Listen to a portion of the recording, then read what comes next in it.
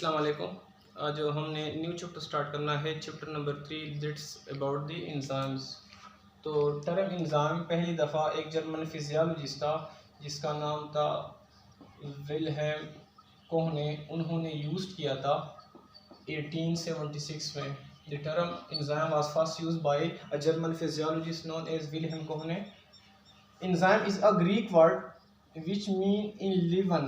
Enzyme एक Greek word है जिसका मतलब है इन लीवन। इन लीवन कहते हैं किसी चीज़ में मिलावट करना, यानी हम किसी चीज़ में मिलावट तब करते हैं जब हम उसकी क्वांटिटी को या उसकी लेंथ को इंक्रीज़ करना चाहते हैं।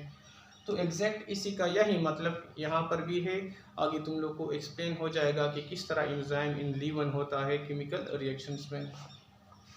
हमारे बॉडी के अंदर बहुत सारे केमिकल रिएक्शंस होते हैं, डाइजेशन का है, रिस्पायरेशन का है, हमारे muscle and neurological physiological functions होते हैं। और इन सारे रिएक्शन को कलेक्टिवली इसको हम कहते हैं metabolisms. Because as a result of metabolisms we can reproduce, growth, survival and respond to external environment. And in metabolism chemical change from one form to another form and these are brought about by the biological catalysts. यानी क्या होते हैं, यानी तुम लोगों ने chemistry में पढ़ चुके होगे कैटलिस्ट। कैटलिस्ट किस चीज़ को बोलते हैं, यानी कोई ऐसा सब्सटेंस जो कि रिएक्शन की स्पीड करता है, रिएक्शन को तेज कर देता है। अब ये रिएक्शंस अगर लिविंग ऑर्गेनिजम्स के अंदर हो तो इसी कैटलिस्ट को हम नाम देते हैं एंजाइम, या इसको हम नाम देते हैं बायो कैटलिस्ट। क्योंकि क्या करता है, एंजाइम किसी भी रिएक्शन को मिलियंस ऑफ टाइम फास्टर कर देता है जिस तरह का नॉर्मल होगा। इन केस ऑफ हम क्या कहते हैं कि हम खाना खाते हैं, लेकिन क्योंकि क्या है हमारे बहुत सारे डाइजेस्टिव एंजाइम इन्वॉल्व होते हैं डाइजेशन के प्रोसेस में। इन केस ऑफ ये एंजाइम ना होते तो जो खाना हम खाते, यानी जो खाना 4 या 5 घंटों में डाइजेस्ट होता वो फिर सालों में डाइजेस्ट होता।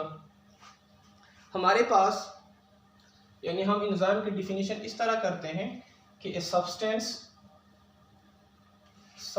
Produced by living organisms, substance produced by living organisms which speed up the biochemical reaction, which speed up the biochemical reaction. अब हमारे पास मेटाबॉलिज्म, अगर मेटाबॉलिज्म में हमारे पास एंजाइम ना होते तो रिएक्शन क्या होते, स्लो होते, यानी लाइफ क्या होती, लाइफ हमारे पास इम्पॉसिबल होती। हमारे पास एंजाइम किस चीज़ से बने होते हैं, यानी what are the chemical composition of enzymes. तो जितने भी हमारे पास एंजाइम्स है वो बने होते हैं प्रोटीन से। कौन से प्रोटीन से? ये बने होते हैं ग्लोब्यूलर प्रोटीन से। और हमें ये ऑलरेडी ही पता है कि प्रोटीन किस चीज़ से बनते हैं, अमाइनो एसिड से। यानी enzymes are made up of, हम कह सकते हैं कि अमाइनो एसिड से बने होते हैं, क्योंकि अमाइनो एसिड क्या बना देते हैं, 100 and 1000 ऑफ अमाइनो एसिड मिलके बनाते हैं प्रोटीन को। हम ये भी कहते हैं कि all enzymes are protein in nature but all protein are not enzyme in nature. यानी जितने भी हमारे पास एंजाइम है वो प्रोटीन से बने हैं, लेकिन जितने भी प्रोटीन है वो एंजाइम की तरह बिहेव नहीं करते। अब हमारे पास यानी वो मॉलिक्यूल जिसपे एंजाइम एक्ट करते हैं इसको हम नाम देते हैं substrate. The molecules on which enzyme act is called as substrate and enzyme convert the substrate into a products. यानी सबस्ट्रेट को हम रिएक्टेंट भी कह सकते हैं। अब क्या होते हैं कि एंजाइम खुद प्रोटीन से बने होते हैं, लेकिन बास टाइम पे उसे नॉन प्रोटीन कंपोनेंट की भी ज़रूरत होती है, और उस नॉन प्रोटीन कंपोनेंट को हम नाम देते हैं cofactor. Some enzyme need non protein components, we call them as cofactor. Cofactor are essential for the normal function of enzymes. Cofactor क्या होते हैं, ये एक किस्म के ब्रिज का काम कर देते हैं। They act as a bridge. Certain time ये क्या कर लेते हैं, प्रोवाइड केमिकल एनर्जी एक किस्म की एनर्जी प्रोवाइड कर देते हैं कैटालिसिस को परफॉर्म करने के लिए। अब हमारे पास कोफैक्टर के भी 3 टाइप्स है। एक को हम कहते हैं एक्टिवेटर, एक को हम नाम देते हैं प्रोस्थेटिक ग्रुप, और एक को हम नाम देते हैं कोएंजाइम। यानी हमारे पास जो डिटैचेबल कोफैक्टर होते हैं उसको एक्टिवेटर का नाम देते हैं, और वो कोफैक्टर जो कि कोवेलेंटली बॉन्डेड या टाइटली बॉन्ड अटैच होते हैं एंजाइम के साथ, इसको हम नाम देते हैं प्रोस्थेटिक ग्रुप। और वो कोफैक्टर जो कि लूजली अटैच्ड होते हैं एंजाइम के साथ, इसको हम कहते हैं कोएंजाइम्स। क्योंकि हमारे पास क्या होते हैं, बहुत सारे विटामिन है, राइबोफ्लेविन है, थायमीन है, फॉलिक एसिड्स है। What are vitamins? Vitamins are the raw material for the process of metabolisms. अब हम कहते हैं कि हमारे पास वो जगह जहाँ पे एंजाइम एक्ट करता है सबस्ट्रेट के साथ, इसको हम नाम देते हैं एक्टिव साइट। एक्टिव साइट कौन सी जगह है? वो जगह जहाँ पे एंजाइम अटैच होता है, यानी एंजाइम में क्या होते हैं, बहुत सारे वहाँ पे रीजन होते हैं, लेकिन वो जगह जहाँ पे सबस्ट्रेट अटैच होगा, रिएक्टेंट अटैच होगा, उसी जगह को हम नाम देते हैं एक्टिव साइट्स। आप लोग डायग्राम में देख सकते हैं।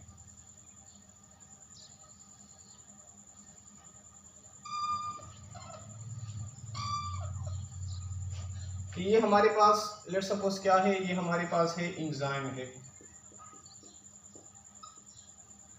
अब एंजाइम में वो जगह यानी बहुत सारे रीजन से जहाँ पे सबस्ट्रेट अटैच होगा, ये जो रेड कलर से बना रहा हूँ ये हमारे पास क्या हो गया, सबस्ट्रेट। वो जगह जहाँ पे सबस्ट्रेट अटैच होगा, जहाँ पे रिएक्टेंट अटैच होंगे, उसको हम नाम देते हैं सबस्ट्रेट का।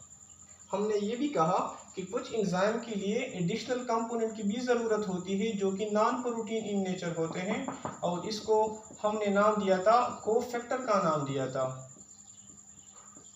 यानी कोफैक्टर अगर इन केस ऑफ सबस्ट्रेट भी है, एंजाइम ये कोफैक्टर नहीं है, तो क्या होगा, एंजाइम प्रोडक्ट में कन्वर्ट नहीं होगा। एंजाइम में ये होता है कि एंजाइम क्या कर लेता है, सबस्ट्रेट को प्रोडक्ट में कन्वर्ट कर लेता है। एक्टिव साइट फिर खाली होती है, वो वहाँ पे फिर रेडी होते हैं सबस्ट्रेट को अटैच करने के लिए, या एंजाइम खुद रिएक्शन में यूज्ड नहीं होता। अब एंजाइम के हमारे पास 2 टाइप्स है। एक को हम नाम देते हैं एपो एंजाइम, और एक को हम नाम देते हैं हेलो एंजाइम। एपो एंजाइम उस एंजाइम को बोलते हैं जिसके साथ कोफैक्टर अटैच्ड नहीं होता। हेलो एंजाइम उस एंजाइम को कहते हैं जिसके साथ prosthetic group and cofactor attach होता है। अब एपो एंजाइम में लेट्स सपोज यहाँ पे कोफैक्टर अटैच नहीं है, कोफैक्टर अटैच नहीं है, तो हमने पहले ही कहा कि कोफैक्टर अटैच नहीं है, लिहाजा एंजाइम सबस्ट्रेट और एंजाइम प्रोडक्ट में कन्वर्ट नहीं होंगे, बल्कि इसको सबस्ट्रेट को प्रोडक्ट में कन्वर्ट करने के लिए किसकी ज़रूरत होगी, कोफैक्टर की। तो ऐसे एंजाइम जहाँ पे कोफैक्टर या प्रोस्थेटिक ग्रुप मौजूद नहीं होता, लिहाजा वहाँ पे रिएक्शन कैटालिसिस प्रोसीड नहीं होता, और इस एंजाइम को हम नाम देते हैं एपो एंजाइम्स। एग्जाम्पल क्या है, बुक में नहीं, लेकिन तुम लोग को पता होना चाहिए। हमारे स्टमक में एंजाइम है पेप्सिन, उसका काम क्या है, प्रोटीन को डाइजेस्ट करना। अब अगर हम क्या करते हैं, लेट्स सपोज गोश्त खाते हैं, गोश्त में प्रोटीन है, तो पेप्सिन क्या कर लेता है, डाइजेस्ट कर लेता है। इन केस ऑफ हमारा स्टमक खाली है, हमने कुछ नहीं खाया, तो ये पेप्सिन एंजाइम हमारे स्टमक को डाइजेस्ट क्यों नहीं करता? क्योंकि हमारा स्टमक भी क्या है, मस्कुलर ऑर्गन है, मसल किस चीज़ से बने हैं, प्रोटीन से बने हैं। तो ये पेप्सिन एंजाइम हमारे स्टमक को डाइजेस्ट क्यों नहीं करता? तो रीज़न ये है कि ये जो पेप्सिन है ये इनएक्टिव फॉर्म में होती है, और इस इनएक्टिव फॉर्म को हम नाम देते हैं पेप्सिनोजन। यानी ये लेट्स सपोज हमारे पास एंजाइम है, कौन सा एंजाइम है, पेप्सिनोजन है। सबस्ट्रेट क्या हो गया हमारे पास, लेट्स सपोज स्टमक हो गया, लेकिन कोफैक्टर अटैच नहीं है, वहाँ पे भी यही होता है कि पेप्सिनोजीन पेप्सिन में तब कन्वर्ट होगा, तब ये रिएक्शन को प्रोसीड करेगा जब इसके साथ कोफैक्टर अटैच होगा। अब कोफैक्टर अटैच नहीं है तो पेप्सिनोजीन क्या है, ये प्रोटीन को डाइजेस्ट नहीं करता, यानी जो हमारा स्टमक है, स्टमक के वाल को इस वजह से डाइजेस्ट नहीं करता क्योंकि कोफैक्टर मौजूद नहीं होता।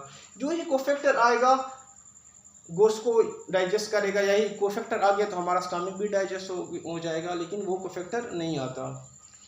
हेलो एंजाइम उस एंजाइम को कहते हैं जिसमें सबस्ट्रेट भी मतलब अटैच होगा और साथ में कोफैक्टर या प्रोस्टेटिक ग्रुप भी अटैच होगा। यानी अगर क्या होगा, ये क्या हो गया, कोफैक्टर भी अटैच हो गया, तो ऐसी एंजाइम जिसमें कोफैक्टर भी हो, सबस्ट्रेट भी हो, तो इसको हम नाम देते हैं हेलो एंजाइम का नाम देते हैं। एंजाइम कहाँ पे होते हैं, ये साइटोप्लाज्म में डिसॉल्व फॉर्म भी होते हैं, या जो हमारे पास ऑर्गेनेलिज है उसके साथ भी अटैच होते हैं। और ये क्या होते हैं, लेटर ऑन हम डिटेल में स्टडी करते हैं कि स्पेसिफिक होते हैं कि जिस जगह पे एंजाइम सिक्रीट होते हैं उसके साथ ही काम कर लेते हैं। कि जिस तरह हमारे रिस्पायरेशन की एंजाइम है, रिस्पायरेटरी एंजाइम्स जो कहाँ पे पैदा होते हैं, माइटोकॉन्ड्रिया में पैदा होते हैं, या जो फोटोसिंथेसिस के प्रोसेस में इन्वॉल्व होते हैं एंजाइम्स, वो पैदा होते हैं क्लोरोप्लास्ट में होते हैं। जो international union of biochemistry and molecular biology है, यानी वो नॉमेनक्लेचर देते हैं। नॉमेनक्लेचर यहाँ पे नहीं कि एंजाइम को हम किस तरह नाम देते हैं, लेकिन तुम लोग को थोड़ा बहुत पता होना चाहिए कि जिस वर्ड के एंड पे ASE होगा सफिक्स में, वो हमारे पास क्या होंगे, एंजाइम्स होंगे। ठीक है, इस तरह के एमिलेज है, प्रोटीएज है, जिसके एंड पे ASE होगा, लाइपेज है।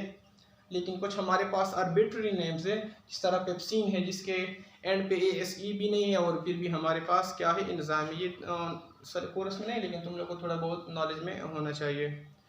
तो ये हमारे पास क्या हो गया, that's all about the enzyme, इसका introduction, about the active site, the cofactor, the prostatic group, coenzyme, apo and holo enzymes.